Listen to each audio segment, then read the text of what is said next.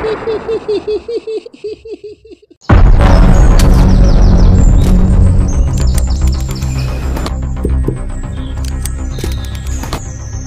নে ডাক ডাক, তারপরে কি করতে হয় আমিও দেখছি। নান্টুদা, ও নান্টুদা, বলি বাইরে কি আসবা নাকি আমরা ভেতরে যাব? কি আপনারা কি চাই বাড়া?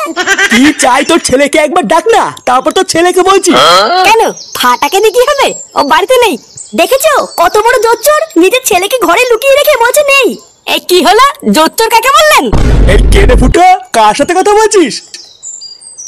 এই তো দেখো নান্টুদা, তোমার নাতিকে কিন্তু ভালো ভালো ঘর থেকে বের করে দাও। আজকে আমরা একটা হেস্তু নেস্ত করে তারপরে বাড়ি যাব। হ্যাঁ ভালো চান তো আপনার নাতিকে এক্ষুনি ঘর থেকে বের করুন। আরে বাবা, কি হয়েছে কি আগে সেটা তো বলুন। আমার নাতি আবার আপনাদের কোন পাকা ধানে মই দিল? তোমার নাতি একটু আগে ধাক্কা দিয়ে আমার ছেলেকে পুকুরের জলে ফেলে দিয়েছে। ঠিক সময় যদি হারান কাকা না দেখতো তাহলে তো এতক্ষণে আমার ছেলে ভোগে চলে যেত। সে কি, তারপর কি হলো? তোমার ছেলে আছে না গেছে? দেখেছো কি নাটক করছে, দেখেছো? আরে লেওড়া আপনি থামুন তো, কি হয়েছে আগে সেটা শুনি। কাকা তুমি কি দেখেছিলে একটু খুলে বলো তো? আরে আমি তো পুকুরের পাশ দিয়েই যাচ্ছিলাম, তারপরে দেখলাম।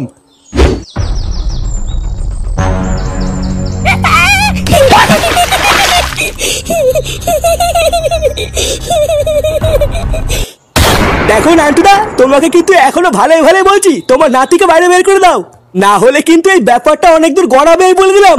আরে বাবা, ফাটা সত্যি বাড়িতে নেই, আমি মিথ্যা বলবো কেন?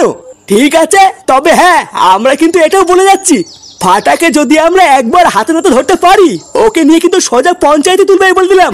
এই চলো না সবাই, এরপর আমিও দেখছি কি করতে হয়। না, এই ছেলেটার জন্য দেখছি একটু শান্তিতে থাকার উপায় নেই।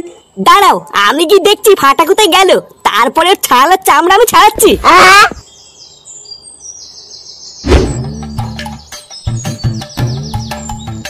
এই ব্যাপারটা কি হলো বলো তো বৌদি? সেই সকাল থেকে তোমার দোকানে বসে আছি, এখনো পর্যন্ত একটা খরিদ্দার তো আসলো না। আগে তো তোমার দোকানের সামনে ভিড়ের ঠাপে দাঁড়ানোই যেত না, কিন্তু এখন আর আগের মতন বেচা কেনা হয় না নাকি? হ্যাঁ গো, এখন আর আগের মতন বেচা কেনা হয় না জানো।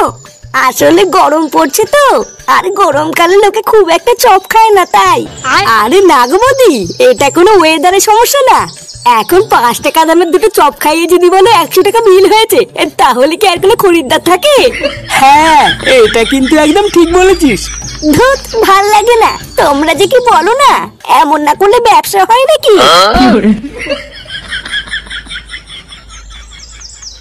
একই রে ফুটা, কোথায় যাচ্ছিস? এই আশেপাশে কি ফাটাকে দেখেছিস নাকি রে? ফাটা কই না তো, কেন কি হয়েছে? আজকে যদি একবার এই ঢ্যামড়াটাকে হাতের কাছে পাই না, ওর গলা টিপে মেরে ফেলবো। বারাসি সকাল থেকে বাড়ির উপরে লোকজন এসে ঝামেলা করছে, একটু শান্তিতে থাকার উপায় নেই। আরে সবই তো বুঝলাম, কিন্তু ঝামেলা করছে কেন লোকে সেটা তো বলবি। আরে ফাটা নাকি পাশের পাড়ার কোন বাচ্চাকে ধাক্কা মেরে পুকুরে ফেলে দিয়েছে, সেই জন্য সেই বাচ্চাটার মা বাবা গ্রামের লোকজন বাড়ির উপরে এসে জানাইতে বলে গেল। আজ একবার হাতের কাছে পাই না, ওর পিন্ডি আজকে আমি চটকাবো। তোরা থাক বুঝলি, আমি একটু গিয়ে দেখি ঢ্যামড়াটা কোথায় গেল। এই মেরেছে, ফাটার কপালে আজকে মনে হচ্ছে দুঃখ আছে গো। ফটো যেভাবে খোঁচা ছিল, মনে হচ্ছে ফাটাকে আজকে সামনে পেলে শেষ করে ফেলবে। ঠিকই আছে, মারাই ভালো। ওই ঢ্যামড়াটাকে আমার এক চোখও সহ্য হয় না জানিস। ফুটো যেন ওকে মেরে হাতও ভেঙে ঘরে ফেলে রাখে, তাহলেই আমার শান্তি।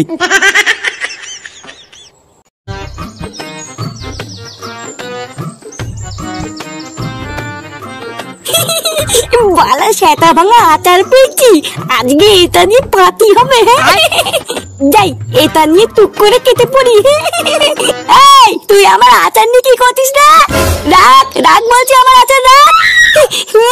রাখ বললে হয়ে গেল নাকি? এখন এটা আমার। একবার যখন আমি এটা হাতে তুলে নিয়েছি, এখন থেকে এটা আমার সম্পত্তি। এই তো কি বললে শালা, ওলা ওটা রাখ, ওটা রাখ। এই বেলু, এই কই গেলি রে? এই দেখ ফুটো চা আমার আচার চুরি করে নিয়ে যাচ্ছে। এই না বলা, লোক ডাকার আগে ভালোই ভালোই কেটে পড়ি। এই আজকে ছেলে আমার আচার দিয়ে যা। এই দাঁড়া, তার বাড়ি গিয়ে বলছি না বলা উঠো।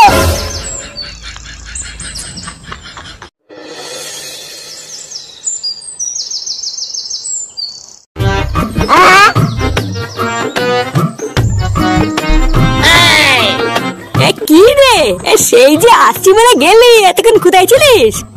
একটা ইম্পর্টেন্ট কাজ করতে গেছিলাম রে। এই দেখ কি এনেছি। কি রে, এটা আবার কার পোঙা মেরে আনলি? আলে ওই পাশের পাড়ার ঢেমনি বুড়ি আছে না, ও না দিয়ে আচার চুরি করে পালিয়েছি। কিন্তু আচার আনলি কেন? আচার দিকে হবে চুদ না, কিছু বোঝিস না। বাংলা মাল দিয়ে খাবো, আবার কি খাবো?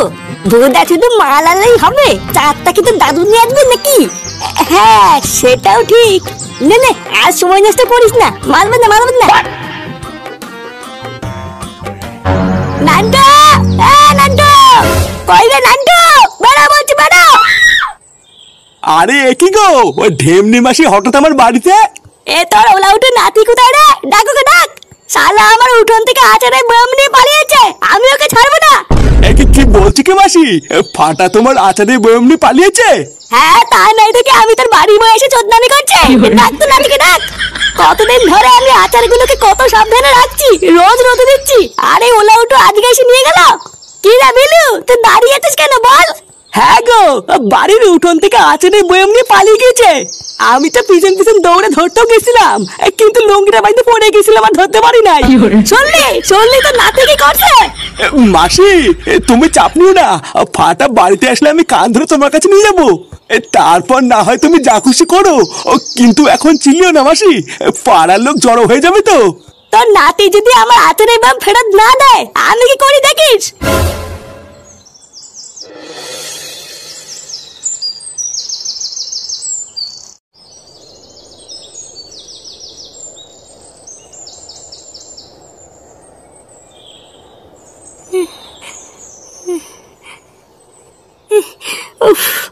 বাড়াই রোদের মধ্যে ফাটিকে কোথায় খুঁজি এখন? যা সাঁটাচড়া রোদ দিচ্ছে, ওকে খুঁজতে খুঁজতে তো আমারই 12টা বেজে যাবে। না বাবা, আর খুঁজে খুঁজে করে লাভ নেই, বাড়ি গিয়ে ফ্যান চালিয়ে একটু শুয়ে গিয়ে। বিকালে তো খাবার জন্য বাড়িতে আসবেই, তখন ফাঁকটা লেগে লেওড়াটাতে ধরবো। এ কি, ওটা বাবা আসছে না? এ কি বাবা, তুমি কোথায় যাচ্ছ? আর বলিস না, তাড়াতাড়ি আমার সাথে চল, একটা কেলেঙ্কারি হয়ে গেছে।